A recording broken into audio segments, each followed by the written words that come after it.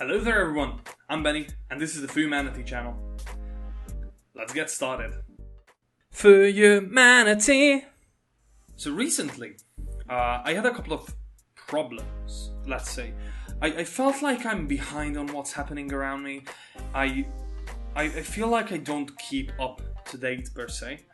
And today I decided to change that up a little bit, let's say, and I decided to read more news, at least more often. And what better way to do that than to read the news in Japanese, right? But to be honest, that is kind of scary, you know, like getting into like the Asahi Shimbun, for example. It's not easy to read Japanese newspaper, but and there's a change here.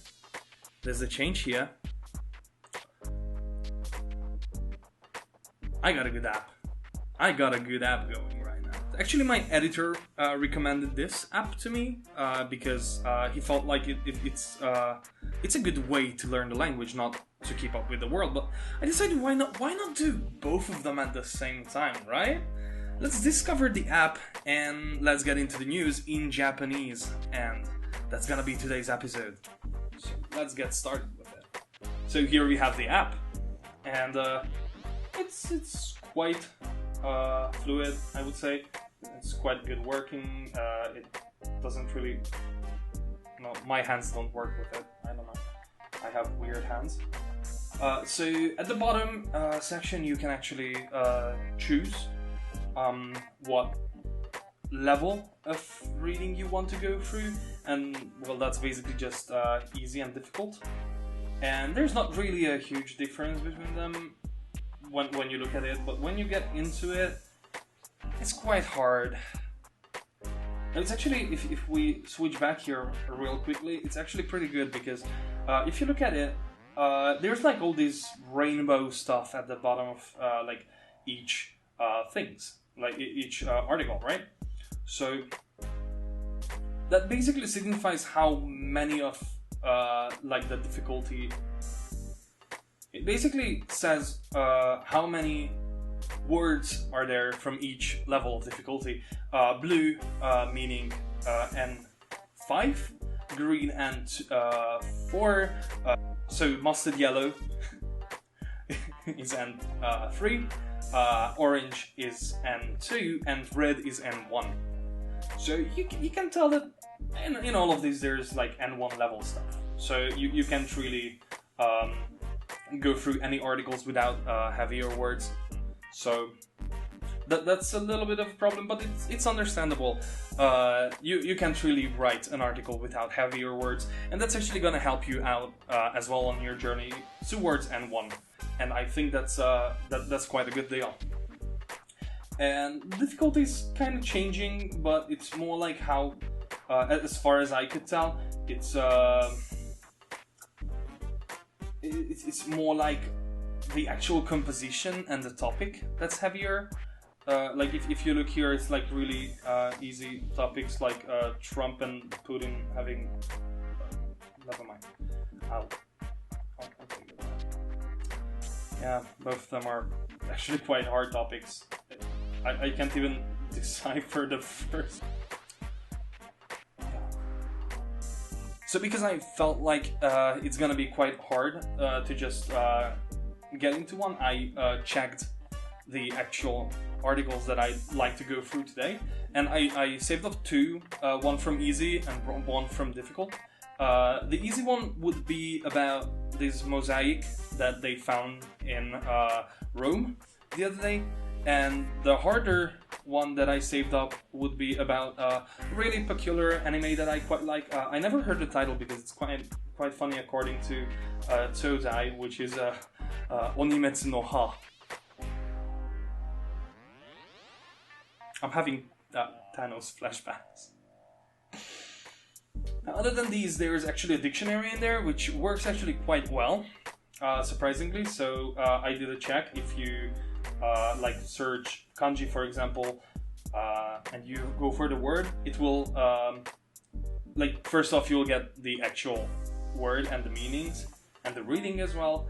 example sentences, and after that there's kanji compositions that actually have the kanji for kanji. Well, you get the gist, I think. 地中から古代ローマのモザイク書、完璧な保存状態で発見、イホクブ。Now, I don't know actually what イホクブ is. I kind of understand everything else. I don't know what sho is. I assume chichu is like underground, but we can check that because it actually pops up. The meaning is actually pops up. The meaning is actually pops up. That's a totally good sentence in English. Don't look at me like that. And it means underground, subterranean. I was entirely right. Now this is from Japanese to English, but you can actually check the Japanese to Japanese meaning, which is actually pretty cool. So, 地中から古代ローマ. Kodai is like classical. That's actually a really interesting thing because I saw this already. I saw this kanji in this text actually when I was reading through it before. Now, the question is from the other article that I'm going to read. Is this actually a mistake? Is this actually supposed to be read as mosaiku sho or mosaiku yuka? And I don't know. I assume it's mosaiku sho because it's like a compound word. Probably means like a mosaic floor. So I assume it would be sho in that case, but you know, just question everything. Just question it. Why is it like that? Could it be anything else? Why can't it be anything else? And that way you'll learn a bunch of things. That's what I do anyways. Yeah, so kanpeki means perfect. It's a not adjective, so that's why. Now, 保存状態. That's an interesting one. I don't know that. 保存状態 means what I thought.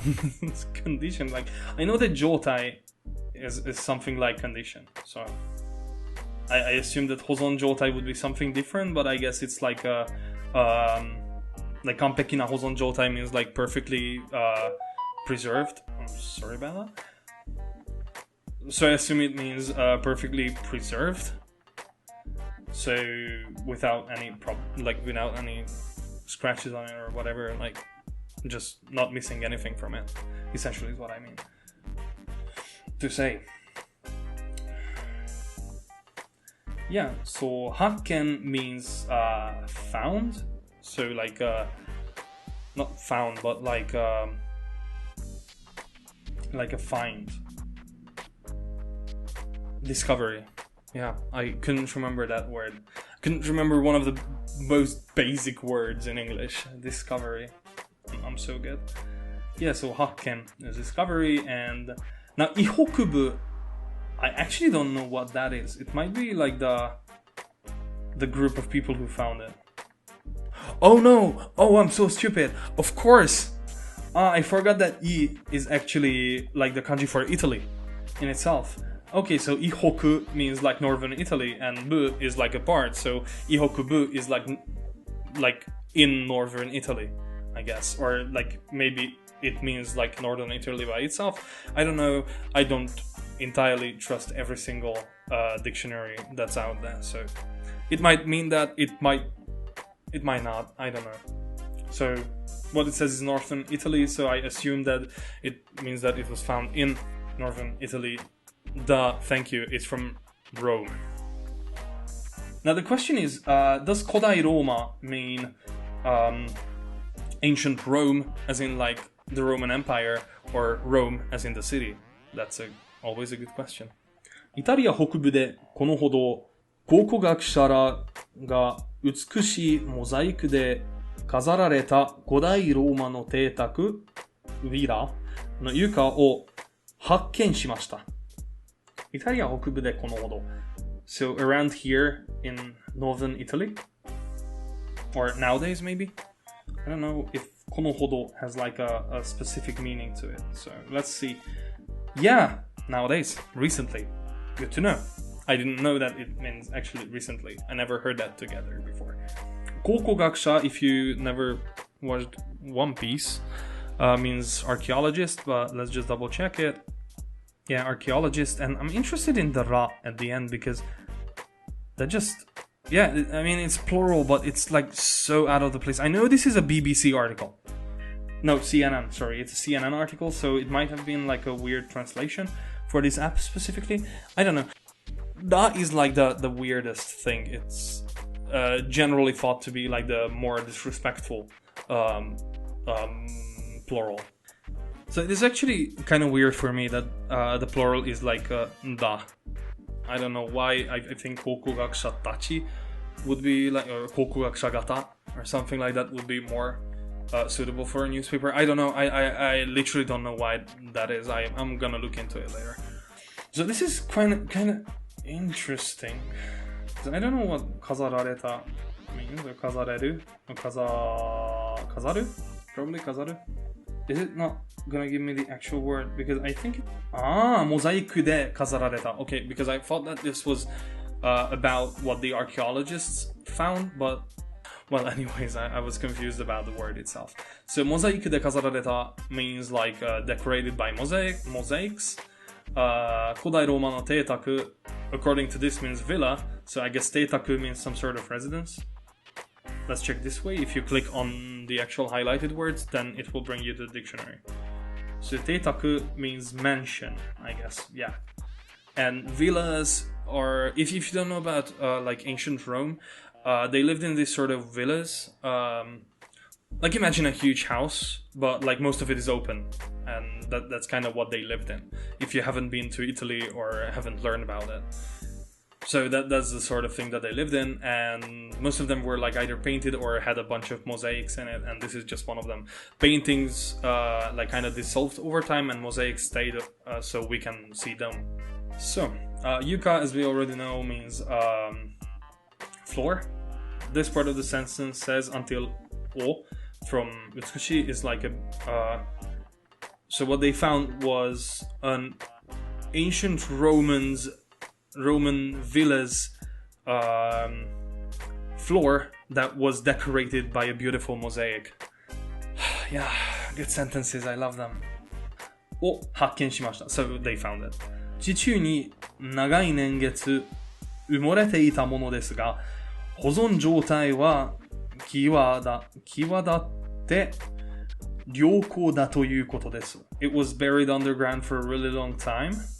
No, although it was buried underground for a long time. So I guess ryoko is something like in a really good way, because like it's e and like okonomi, which is like good and liking. So I assume the two words together mean something like favorable. Yeah, that's what I was going to say actually. You just finished my sentence. Favorable. Yeah. Now kiwadatte is actually something I'm not familiar with. So kiwatatsu. I guess. Or kiwadatsu. Okay, kiwadatsu is actually the word, and it means to be prominent or to be conspicuous. Conspicuous. I misread that. So to be prominent, I guess, because I'm more familiar with that word. Or I guess I'm gonna be translating as standing out, because it's literally what it means, and it's probably easier to translate it that way into English. So even though it was buried underground for a really long time, its condition stood out as really favorable, I guess. So that would be a really good way to translate it.